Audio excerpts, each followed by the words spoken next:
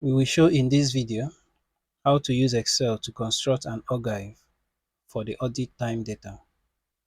Note, a graph of a cumulative distribution is called an Ogive. The labels audit time and data for the 20 audit time have been entered into cells A1 to A21. Descriptive labels and values have been entered into the appropriate cells. To compute the cumulative frequency for the audit time data, we enter into cell E2 equals to D2,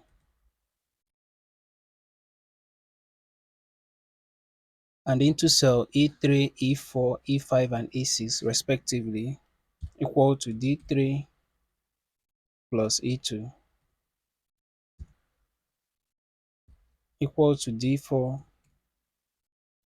plus E3 equal to D5 plus E4 equal to D6 plus E5.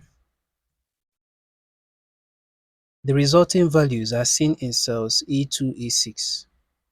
To construct an Ogive, we select cells C2 to C6, hold down the Ctrl key, select cell E2 to E6. We go to the Insert tab and the Chart option, where we have the chart options. Select the Insert Line Chart and choose Line with Markers. Under the Chart Tool Design tab, select the Quick Layout and choose Layout 10. At the chart area, change the chart title to Ogive for Audit Time Data.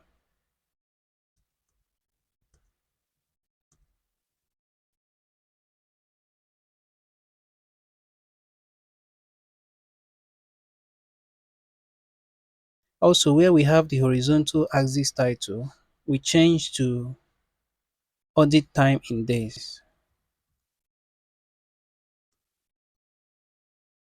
At the vertical axis title, we also change to Cumulative Frequency.